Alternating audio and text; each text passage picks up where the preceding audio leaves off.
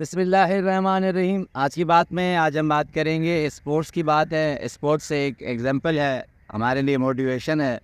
Sports سے پہلے اس شخصیت کے بارے میں اس سے پہلے ایک چھوٹا سا ریویو آپ کو بتاؤں کہ انگلینڈ اور فرانس کے درمیان میں ایک چھوٹی سی کھائی ہے جو 21 فٹ بلند کھائی ہے، بہت خطرناک کھائی کہی جاتی ہے۔ اس کا نام انہوں نے انگلش چینل رکھا ہے۔ انگلش چینل میں نارمل تیرنا کہتے ہیں، بہت ہی خطرناک ہوتا ہے، مگر اس کے دو پارٹ ہیں، پیچھے اور آگے۔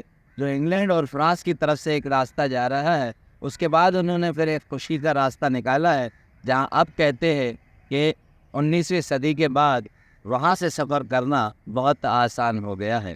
سب سے پہلے اس پرخطر راستے کو تیراکی کے ذریعے سوئمر نے جو پار کیا تھا، وہ ایک بہت بڑا نام تھا وہاں، ان کا نام تھا میتھیو ویب نے 1885 میں ڈیتھ ہوئے ہیں۔ 35 سال صرف انہوں نے عمر پائی تھی۔ کہتے ہیں کہ صرف 27 سال کی عمر میں انہوں نے اس سفر کو آسان کیا تھا۔ کسی نے بھی یہ امپاسبل چیز کو نہیں سوچا تھا، مگر انہوں نے وہ راستہ پار کر کے ایک ریکارڈ قائم کیا تھا۔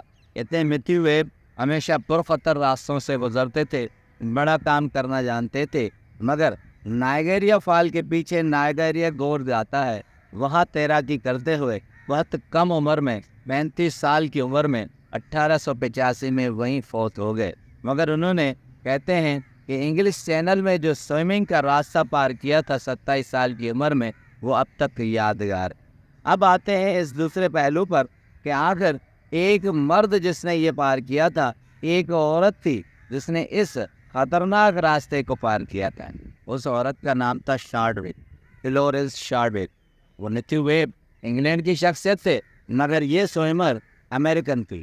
مگر کہتے ہیں کہ جب پہلی مرتبہ انہوں نے 1885 میں یہ راستہ پار کیا تو بہت ناکام ہوئی۔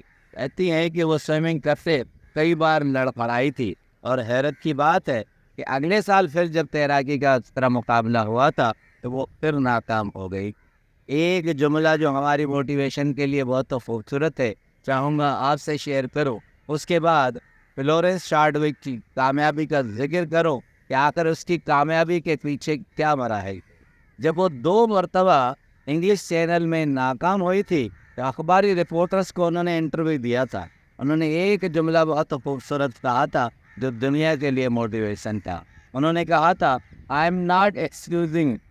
am not present excusing، میں آپ کو کوئی بھی عذر پیش نہیں کروں گی۔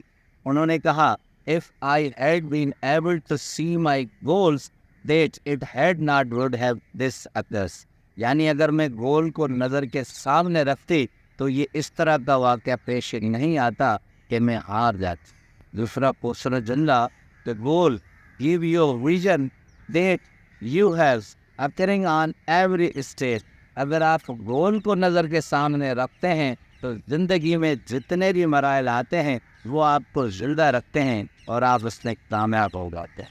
یہی وجہ تھی کہ پھر انہوں نے 2 سال کے بعد کہتے ہیں نہ صرف ایک طرف سے انگلینڈ کے راستے کو پار کیا، مگر امریکن راستے میں جو 2 انگلش چینل میں راستے آتے ہیں وہ سوئمنگ کے ذریعے دونوں کو پار کیا۔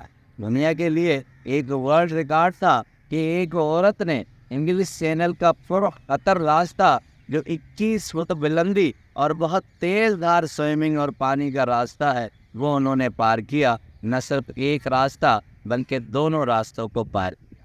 یہی معاملہ ہماری زندگی کے ہر مرحلے میں ہوتا ہے۔ اگر ہم کسی مقصد کو گول کو سامنے نہیں رکھتے تو کوئی بھی مقصد ہم پار نہیں کر سکتے۔ زندگی میں خوشحالی کا اور کامیابی کا ایک ہی راستہ ہے کہ آپ گول اور مقصد کو اپنی آنکھوں کے سامنے رکھیں۔ اگر اس گول کو آپ نے پار کر لیا تو ہر چیز آپ پار کر سکتے ہیں۔ آپ کا بہت شکریہ۔